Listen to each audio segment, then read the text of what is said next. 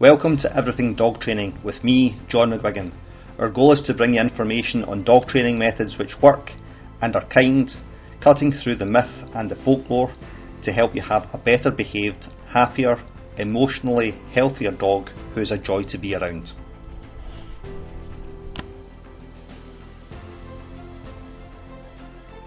Hi everyone, and thanks again for joining me. Apologies, it's been a few months now probably since our last episode of the podcast, just with Christmas and a whole bunch of other things getting in the way. So not that you're hanging on just on cue. Logan gets up and flaps his ears.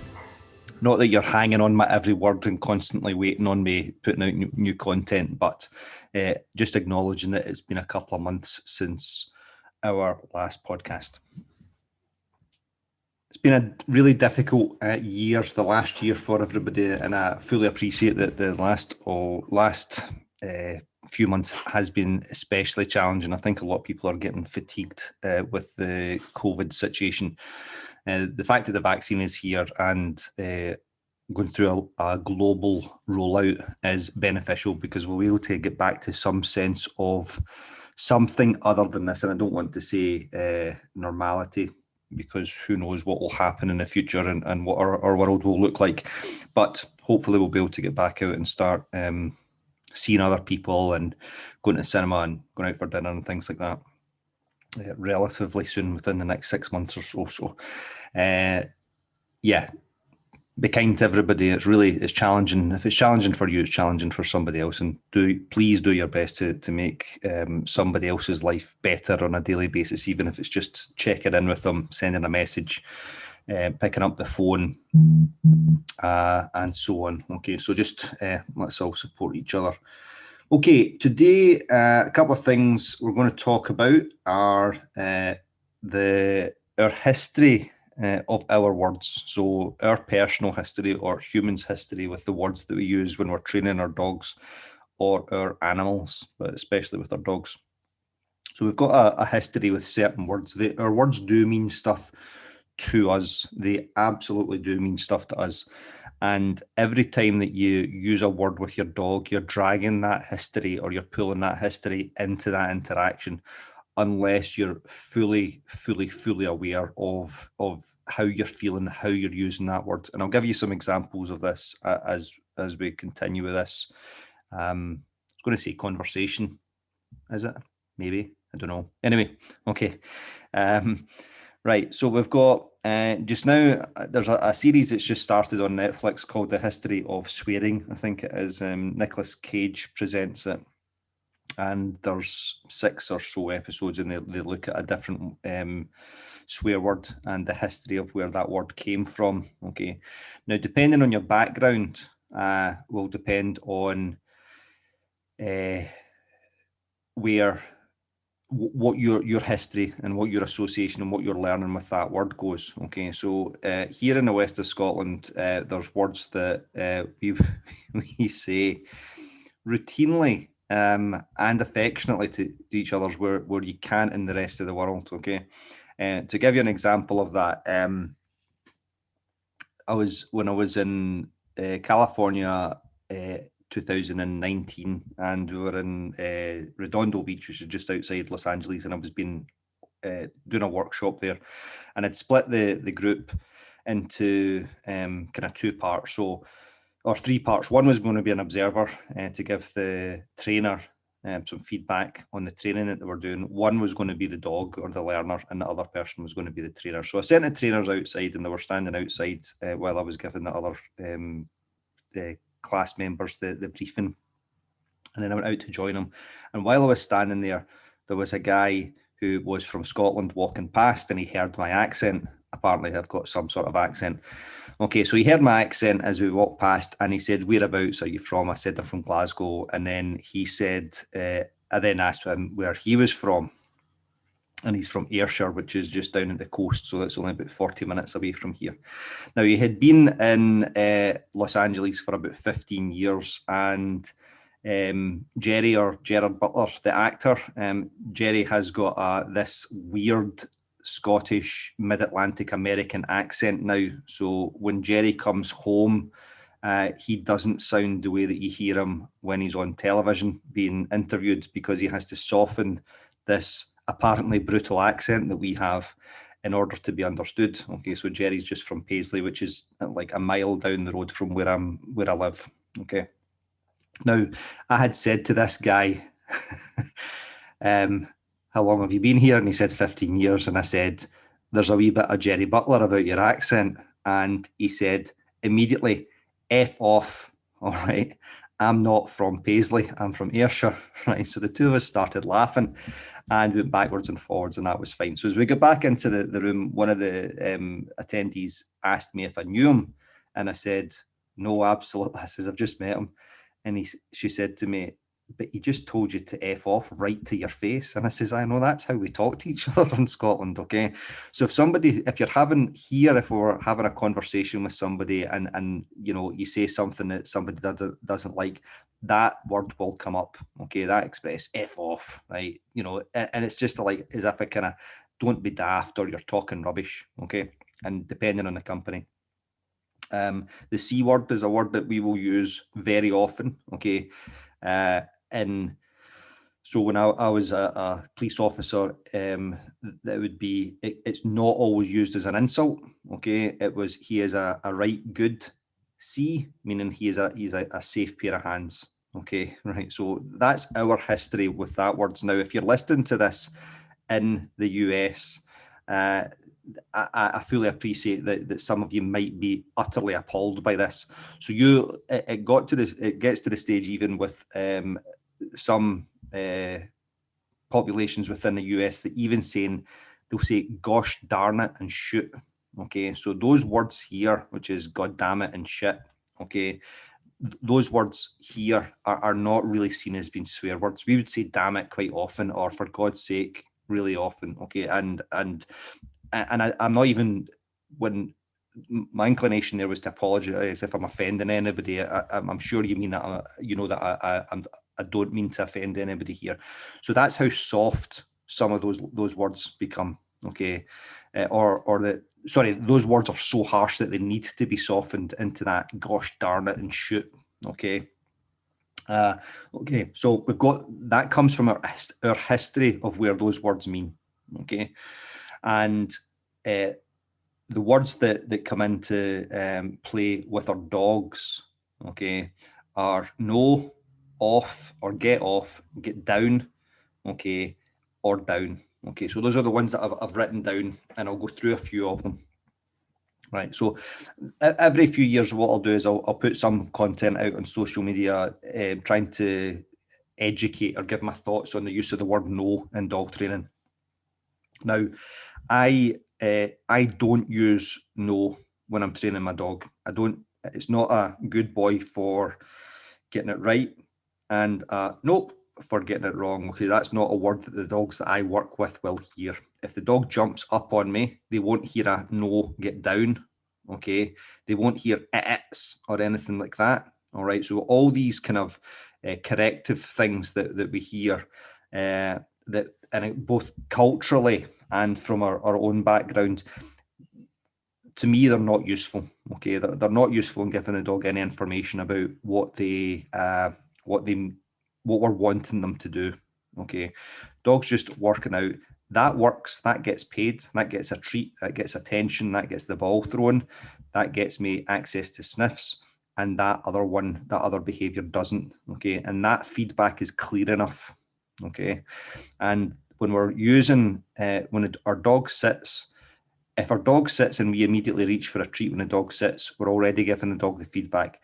When we go, good boy, and then give the dog the treat, we're the good boy we're using the good boy to mark the exact moment that the dog has done the right behavior, and then following up with the treat. Okay, so the good boy there is, it's a mark in time, a marker, okay, and a bridge to say, that's the behavior that I want you to do, and I'm now going to give you a treat for it. Okay. Now, the reason that I don't say, there's a number of reasons why I don't say no. But one of the reasons I don't say no is because it's actually not necessary for learning. Okay. So if I was, if I was learning how to play the guitar, okay, and I know what the chord sounds like, and I strum the chord and it doesn't sound like that, then the not sounding like that is the feedback that I need. Okay. Now, if somebody was teaching me how to play the guitar and I put my fingers in the wrong frets or on the wrong strings, rather than saying, nope, that's not right, what they can turn around and say is, stop there. So they were interrupting it. So stop there. Put your first finger on that string, put your next finger on that string, put your third finger on that string. Okay. So it's really clear feedback about I want you to do that specifically rather than that. Okay. And the more specificity we can get in telling a dog or giving the dog information or the learner information about exactly what we want them to do, the more, the less I actually have to tell them what I don't want them to do. Okay. So if I'm coaching somebody, very often I'll hear people saying, I'll just say, so remember, we're doing this. Yep. Remember, it's that one there. Just keep your hand by your side. Now move your hand. Okay. And then you'll hear people when they make a mistake, in inverted commas, very often they'll turn around and say, oh, I'm sorry. And I say to them, you've got nothing to apologize for because you're learning this as well. So it wouldn't help the learning process if I was, every time that they did something wrong, I went, nope, nope, nope, nope. Okay, eventually I wouldn't have any clients and they'd tell me to be quiet. Okay. So no is not necessary. Now, a lot of time when I'm putting content out like this, people will they'll turn around and I'll get comments and they'll say, but dogs can learn if you say no. Dogs can learn it. No just means stop doing that and come away and do this instead. Okay. And that's exactly right. They can learn it. Okay. But it's so easy for us to say no. We've got such a history of what no means that if the dog doesn't immediately comply with our use of the word no, what happens next? Okay, and that's what I'm always, always, always guarding against, especially future-proofing my training, okay, and building good habits. So if a dog does something that I don't like, okay, and I say no, and the dog continues to do that behavior, then where am I going to go to next? Because I've just said no, and I've got a history of 47 years of this planet of knowing what no means, it means that I will do more no. Okay, so it'll be harsher no's. I'll say it more often, with more intensity, with more threat. Okay, there might be movement towards the dog, and there might then be grabbing towards it. Okay, so that's what you can physically observe. Okay, now what we've also got is the emotion that goes with that. Okay, you've not done what I've asked you to do, and I'm now starting to get annoyed. Now, I think even the most patient trainer who uses no will go through this to some degree. So now no starts becoming something which is not pleasant. It becomes something which is starting to become a little bit more threatening than that. So it could be no, no, no. Okay, so even in those stages of us, those 3 stages of how that word sounded there, it can start meaning something different to the dog. Us as the teacher or the trainer starts feeling a little bit different about it, okay? And the dog will immediately pick up on that body language, okay? And then there's also neuroscience to back up some of this as well, okay? Which I don't know enough about to making any other assertion other than there is some neuroscience research to back this stuff up, that the dog can start reflecting back on us what we are thinking and what we're feeling. Okay. Okay. So no is not a problem in and of itself. It's a problem because of the history. No means stop doing that. And if we don't get a result by doing a behavior, we will do that behavior again and again and again and again. Okay, which I've talked about before. And if you're new to the podcast, I'm going to ask you, if you stand in front of a lift and the lift doesn't come, okay, or at your pedestrian crossing and you press the button and it doesn't immediately change, what's the first thing you're most likely to do? Okay, and that's to punch that button again. And then when you start getting frustrated, you punch the button again. Okay, so think about it with the mouse and your keyboard, or in your computer rather. You move the mouse and that little arrow doesn't move. What's the first thing that you do? You now start moving it more vigorously. Then you pick up the mouse and you start doing different things with it. So you do more of that thing because it's not working. And saying no to your dog is no different from that. So you do more no. Okay. And the way that I train and that I'm trying to teach people to train is, if we're if we're saying no in the first place, it means that the dog has not understood what we've asked them to do, or that they've not been motivated to do it. And you now putting threat on top of that is now going to either confuse things because they have to worry about you putting some sort of threat on them, okay? Or the motivation for them to do is, I actually don't want to do anything anymore, because if I do something and get it wrong, you'll shout at me, okay? And as I'm saying these words, I've been through all this for a long time, okay? So I've been doing this a long time, and I know the thoughts that come into people's heads when they talk about this. There's no threat involved in it. The mildest of threat, okay? It can be the mildest of threat. It can be the look that you get from your mum as a child if you're doing something that you're not supposed to be doing. That look, okay, where the eyes just become a tiny bit hard, okay? And then if you continue doing it, then the eyes become harder, the jaw then gets set, okay? You'll see a stiffening in your dad's shoulders, whatever, okay? So these are they're micro aggressions, actually, which we are super sensitive in picking up, okay? And our dogs are no different. So when I'm training a client, when I'm working with a client, very often a lot of my training is done through body language and quietness, okay? So one of the things that I will teach is I want that me standing still, looking at my dog. That's the first cue that I want my dog to start paying attention to me, okay? So that's standing still, looking at your dog, and when the dog starts engaging with you, we can then start reinforcing that with food or with toys, okay? Because you can't do more standing still. Okay, so do more standing still, soften your face, look at your dog. How do you do more of that? The only way you can do more of that is through a passage of time. Okay, so by doing that, by limiting the amount that we can run our mouth to our dog, okay, it means that we now have to become creative with our use of reinforcement, which is actually what makes behavior happen. Okay, so it's not your boss asking you to come into work that makes you come in. It's the fact that when your boss asks you to come into your work and you come into your work, that you have been paid for it. Okay, so it's the payment that makes you come in, contingent on going into work when asked. And those three things go together. There's a signal for the behavior, which is being asked to come into work or being on shift. There's the behavior itself, which is the work that you do. And then the consequence of you doing your work is that you get paid. Okay, and those three things run together all the time. And it's the reinforcement, the consequence of working that makes you come back in, not being asked to come back in. Okay, which is why I'm talking about stop shouting no to your dog, because it means that the consequence has to be a follow-up of something unpleasant. Okay, all right. So what I'll do is stand still, and that's the first signal we want our dog to do. Okay, because we can't do more of that. We then build up the dog's attention to us. Okay, dog pays attention to us very often because we're not doing anything else. So we stand in and still with the dog on the lead. Dog starts paying attention to us, and then we start reinforcing that. Okay, so the dog starts understanding the signal to pay attention is us standing quietly looking at them. Okay.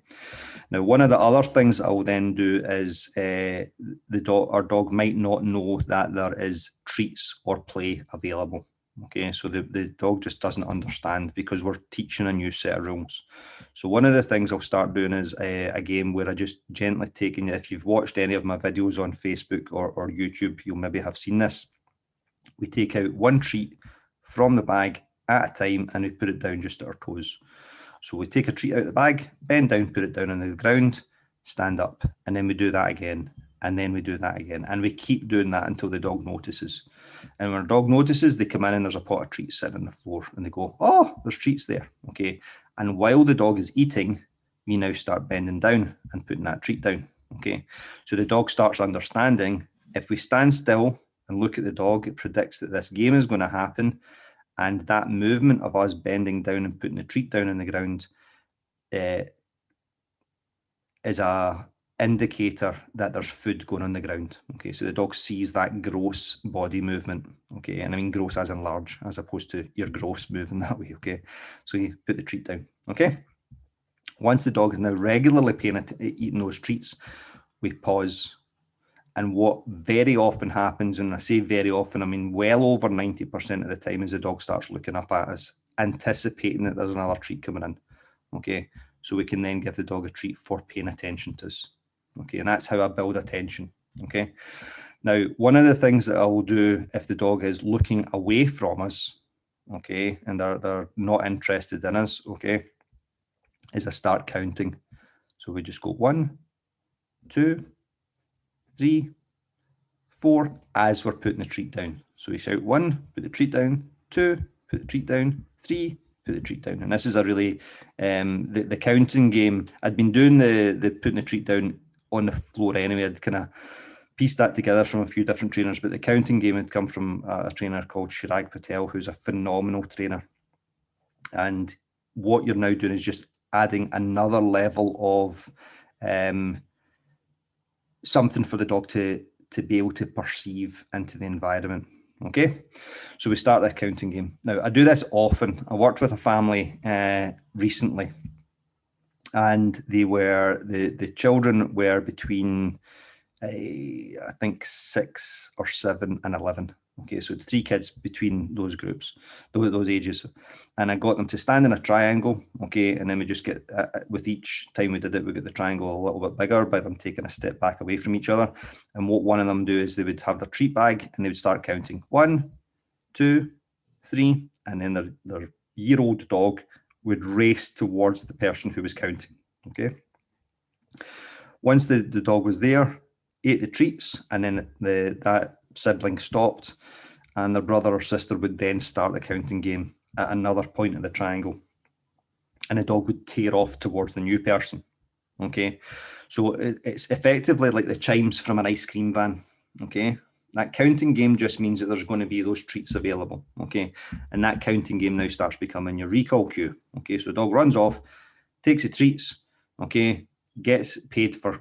So what has happened is it runs to the person who's counting and is then paid for going to that person with those treats. Okay, that child then stops, and then the next person does it. The next child or their sibling does it, and we just get a kind of round robin game of this. The dog running backwards and forwards. Okay, so if you build that up regularly, you now get a dog that starts paying attention to you counting.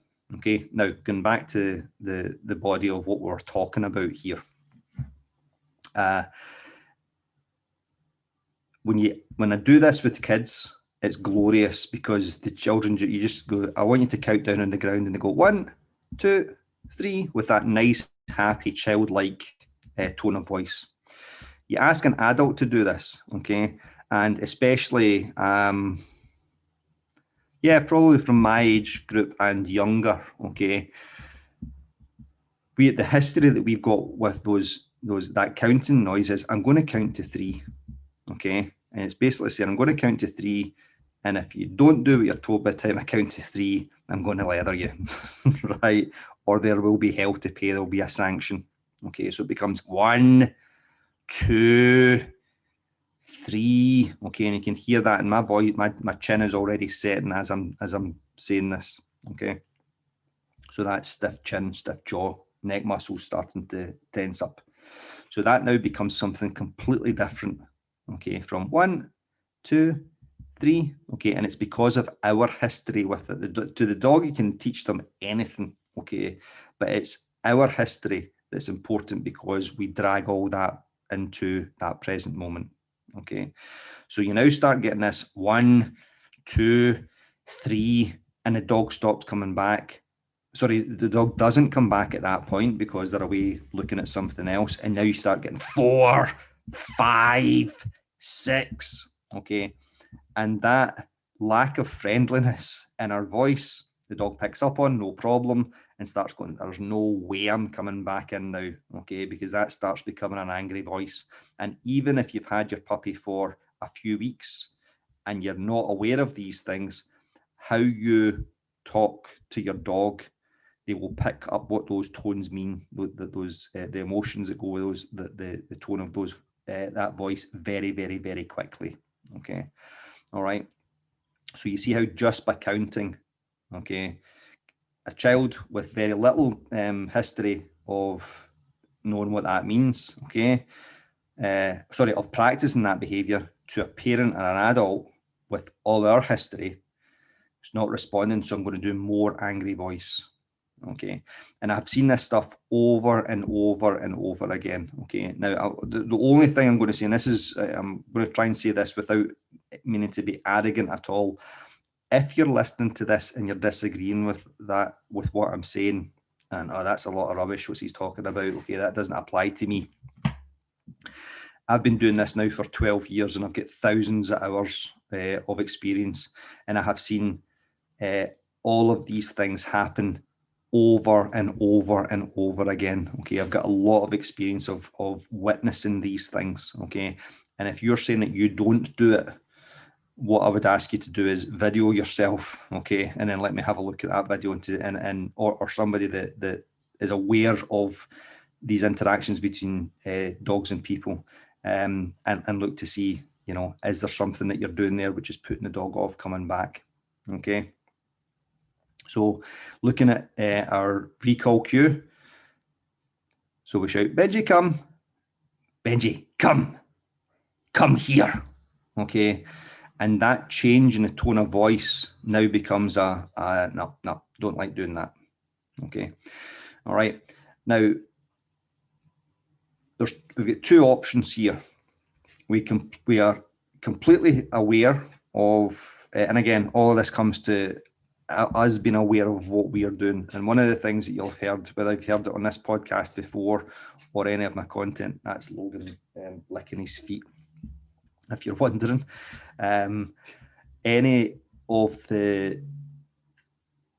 If you've consumed any of my content on social media, and you maybe hear me saying, if we want the dog to be aware of their actions, then we need to be aware of ours. Okay, so we need to be aware of how we're feeling and what we're doing. Okay, moment by moment when we're training our dog, and that's a big ask. Okay, but that's what we're asking our dog to do. So I only think it's fair that we are doing the same thing. Okay, so the two options we've got, we use the words that we've already learned. Okay, so you do say down, come here. Okay, do your counting game, and those are words that you're already familiar with, so you don't need to learn them. The only thing that you need to concentrate on is how you're feeling when you're saying them. Okay, and paying attention to how it's supposed to be working for the dog, not for you. Okay, so that's the first thing, awareness of our actions and how we're saying that to the dog. Okay, so that's our first option, which is challenging. Okay, the other option that we do is we will say, use completely different words. Okay, completely different words, because it means nothing to the dog. So one of the things that I'll say we get some Romanian and Cypriot rescue dogs coming into the country, and the dog's been in the country for like 6 weeks, and I hear people saying, get down, stop it, get down, no. Okay, and I say to the person, how long's the dog been in the country? And they'll say 6 weeks, and I says, how much English do you think your dog speaks? And they go, all right, I suppose so. And then I'll say, and being cheeky, I'll say, and they don't speak any Romanian either because they're a dog. Okay, all right, so the words don't mean anything to the dog unless we teach them, but that's exactly the same as with us. Okay, our words only have meaning because of what they're associated with. All right, so if I was to say to you a glass of water, you know what that means. And if I say to a glass of water in a different language, so in Swedish or Portuguese, Swahili, Mandarin, you would have no clue what that meant. But I can teach you what it means through association. Okay, so that's what's going on with your dog all the time. They don't come pre-programmed with understanding the native language of the country that they were born, or the language of the person that adopted them. So we can use different words. So you've got the phonetic alphabet, and we've got the military and civilian version. Okay, so we've got Adam, boy, whatever. Okay, and that's the kind of civilian version of it. And then you get the military version: Alpha, Bravo, Charlie, Delta, Echo, Foxtrot, Golf. Okay, so already there we've now got 52 different cues that we can use. Okay, potentially 52 different cues. But, and this is where the but comes in, people now still feel self-conscious about saying alpha to the dog to mean the dog to sit. Bravo for the dog to lie down. Charlie for the dog to stand up. Okay. And because they feel self-conscious about it, they don't do it. So as a trainer and behavior consultant, a professional who's teaching people this, I weigh those two things up. Okay. Which ones that we're going to use. Okay. So these are things that we do need to consider when we're teaching them. Now, if you're using the phonetic alphabet, it means that you don't have to worry about your history with that dog, with that word, okay? Because if somebody said to you alpha and now starts going alpha, alpha, right, and growling alpha, you would just look at them like they're a madman, okay? And that's precisely the point, okay? I don't understand what you're asking me to do. I just now understand that you're getting annoyed with me, okay? And that's what we're trying to get away from having our dog feel, okay? Now, very lastly on this, there's a fella I see at the park in the morning. I've not seen him for a long time, okay? And every communication he has with his dog is exasperated, okay? So I'm going to call the dog Benji. Lets the dog off the lead. Never seen him being kind to his dog. Never seen him smile at his dog, giving his dog a treat, petting his dog nicely, okay? He comes out, lets the dog off the lead, and then just shouts and berates the dog for getting into trouble. Benji, Benji, stop that. Benji, get down from there. Come here now, Benji. Benji. And everything about him is angry, exasperated, and all the rest of it. So the way that I see it with his dog is that the only time that the dog gets a break from him is that hour in the park in the morning. So the dog comes out, gets loads of reinforcement and enrichment and good stuff from everybody else in the park, runs up, says hi to people, gets clapped, okay? They occasionally get a treat, he gets to play with other dogs, gets to run around and chase squirrels and whatever, okay? And eventually the dog, because he's a trainable breed, goes back to the owner, okay? Whereas I think if he was a hound or like one of the Spitz breeds, the dog would never be off the lead because he would just never come back. So because the guy uses exasperated words with how he's interacting with his dog, then that's the effect that it has on the dog's behavior, okay? So all of this stuff is super important, okay? The history of the words that we use, okay? And then being aware of how we're using those words, okay? And again, with all of this stuff, it's about being fully aware of what we're doing in the present moment, okay? And if you're doing a training exercise, okay, and you're doing some training with your dog and you keep wanting to say, nope, nope, nope, that's not right, it means that your dog does not understand what you're asking them to do, or the motivation to do the behavior is lacking. In brackets, the behavior to do something else is there, okay? All right, so those are the reasons why your dog doesn't perform. And if we don't understand those things, it means that we'll start using no. You got that wrong, you got that wrong, you got that wrong. And what I want to do is, how about telling a dog that they got it right, okay?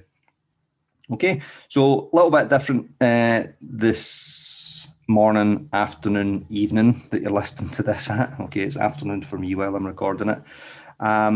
Lastly, just before we finish, I've got several online courses which I've put together. I've got one on recall, loose lead walking, and reactivity and aggression towards dogs and people. So if your dog is lunging and barking at dogs or people, either because they're excited or because they want the dog to go away, I've got these 3 online courses. They're really comprehensive, okay? There's a lot of detail in them, and I've spent a lot of time putting them together. One of them I'm still building. There's a few lessons to go into one of them, okay? But when you buy them, you've got access to them, okay? If you're wanting to take me up in that offer, if you go to glasgowdogtrainer.thinkific, sorry, no, I'll start again. glasgowdogtraineronline.com. www.thinkific.com. Okay, and I'll put the link in the show notes. And if you're listening to this, you'll get 30% off the price. Okay, using the code podcast30. Okay, so you get 30% off the price of those courses. Okay, the aggression course, because it's been built just now, is at a low price anyway. But you'll get a further 30% off it. But I'll be putting the price up within the next week or so anyway, as it gets completed. Okay, so if you're wanting to get your kind of double whammy discount, then you get it for about £40, which is about $55 US or something like that. So that's about 70 Canadian, something like that. Okay, but if you just put £40 into £40 GB into currency converted, you'll get the rate, about €45 or something like that. Okay, so they're there for you. So it's Glasgow Dog Trainer Online.thinkific.com and use the code podcast30 for your discount. All right. Any questions or comments on any of this, then please let me know. Email me info@glasgowdogtrainer.co.uk and I'll catch you on the next one. Yep. It's the beginning of the end of the pandemic. Okay, we'll get there. Keep your distance from other people, wear your mask, wash your hands, look after each other. Love you all. Catch you next time.